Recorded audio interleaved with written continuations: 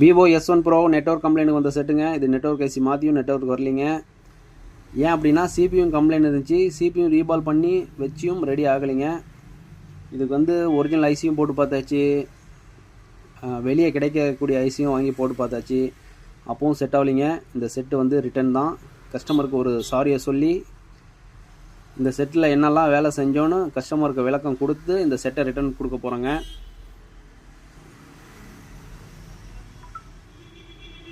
எல்லாமே வேலை செய்யுது, பட் நெட்வொர்க் மட்டும் வராதுங்க.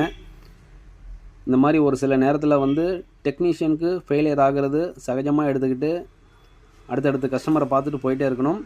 இதுக்காக எந்தவித வருத்தமும் படக்கூடாதுங்க. எல்லா நாளும் மெட்டீரியாக இருக்காது. ஏதாவது ஒரு நாள் தோல்வி கண்டிப்பாக வரும்.